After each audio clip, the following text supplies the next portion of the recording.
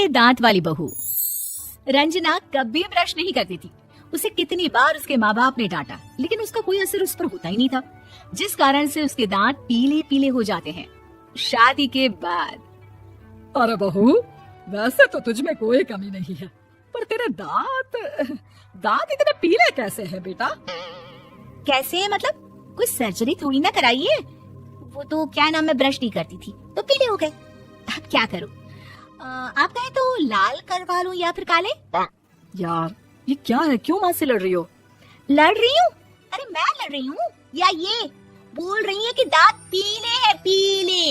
अरे तपस्या थोड़ी ना की है इन्हें पीले करने के लिए। बकायदा ब्रश नहीं किया है 20 साल तक, तब जाकर।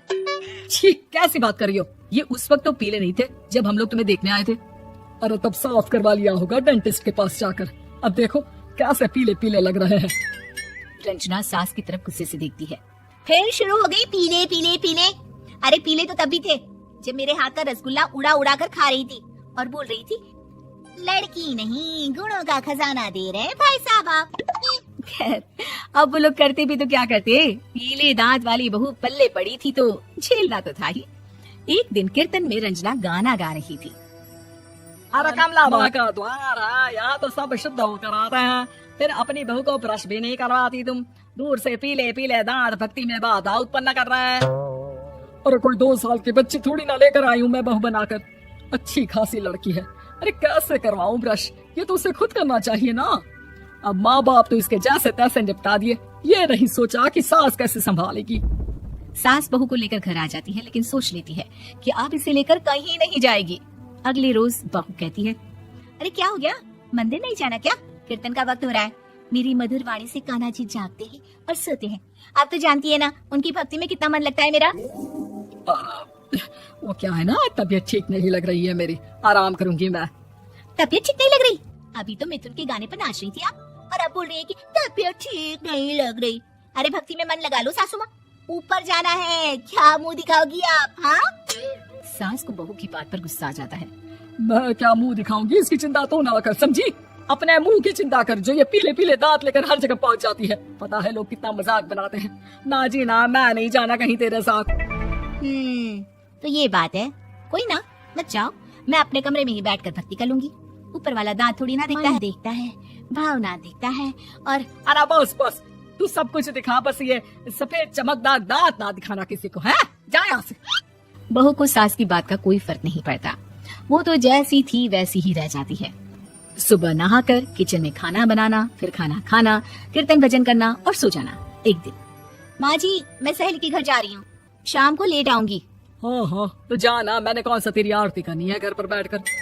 रंजना सहेली के घर जाती है, जहाँ वो पार्टी में जाने की तैयारी कर रही होती है। अरे शिखा, कहाँ जाने की तैयारी कर रही है? मैं गलत वक्त पर आ गई क्या? अरे नहीं यार, उल्टा सही वक्त पर आ गया। मैंने ये साड़ी और ज्वेलरी निकाली है यार, शाम को इनके ऑफिस की एक पार्टी में जाना है। बताना कैसा लग रहा है ये सब? नहीं यार, इस ड्रेस के साथ तो वो वाली ज्वेलरी अच्छी लगेगी। हाँ सही बोल रही है, मैंने ध्यान ही नहीं दिया। वैसे तो हमेशा से मस्त फैशन सेंस रखती है। तो बड़ा जाती होगी ना पति के साथ पार्टी में। रंजना कुछ नहीं बोलती, बस सोचती है कि यार काश ये बात सही हो जाती, पर मैं क्यों नहीं जाती पार्टी में? क्या इन लोगों की कोई पार्टी होती नहीं होगी? रंजना घर आती है और रात में पति से सवाल करती है, एक बात बताइए, आप मुझे किसी पार्टी में क्यों नहीं ले जाते? क्या आपके यहाँ ऑफिस में पार्टी नहीं होती? पति बेचारा क्या कहता कि दांत पीले हैं तुम्हारे इसलिए। अरे कोई पार्टी होती नहीं हम लोगों के जाऊँ तो। और मार्केट, मॉल, कहीं वीकेंड घूमना, कहीं तो। अरे यार सारे हफ्ते में एक छुट्टी मिलती है, तो सोचता हूँ कि आराम ही कर लूं। क्यों? रंजना मन मार के रह जाती है। पहले कभी सास के साथ मंदिर जाया करती थी, लेकिन वो भी सास ने ले जाना बंद कर दिया। घर बैठी बैठी रंजना बोर हो जाती है। तभी उसे आइडिया आता है और वो मायके जाने का सोचती है। सासू माँ, 2 दिनों के लिए मम्मी के घर जा रही हूँ। अच्छा ठीक है, आराम से जा। और हाँ, माँ से कुछ अच्छी आदत सीख कर आना कि कैसे शरीर के हर भाग की तरह दांतों की सफाई भी जरूरी होती है, समझी? शुरू हो गई ना आप। वो लोग आपकी तरह नहीं है कि छोटी छोटी बात का बतंगड़ बना दे। उन लोगों के लिए मैं मायने रखती हूँ, ना कि मेरे पीले पीले दांत। रंजना माँ को बिना बताए उन लोगों को सरप्राइज देती है, लेकिन जैसे ही वो दरवाजे पर पहुँचती है, अंदर देखती है कि घर वाले कहीं जा रहे होते हैं। अब माँ, काश रंजना दीदी के दांतों वाली प्रॉब्लम नहीं होती तो वो भी हम लोगों के साथ चलती ना बुआ जी की बेटी की शादी में। हाँ बेटा, लेकिन अब उसे कौन समझाए कि उसको उसके पीले दांत नहीं दिखते, लेकिन उसके आसपास के लोगों को कितना एम्बैरेसिंग फील कराते हैं। मुझे तो कितनी बार उसके स्कूल की टीचर ने शिकायत की कि उसके साथ कोई लड़की बैठना भी नहीं चाहती, और ना ही कॉलेज में कोई उससे बात करना चाहता था। लेकिन पता नहीं क्यों उसे ये बात समझ में ही नहीं आती। कोई कमी नहीं है उस लड़की में, बस यही कि दांत पीले हैं।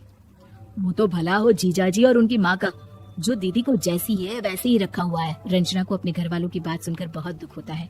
वो सोचती है कि वो क्या करे, लेकिन फिर वो सीधा डेंटिस्ट के पास जाती है, अपने दांत चमकाती है और कसम खाती है कि वो रोज ब्रश करेगी।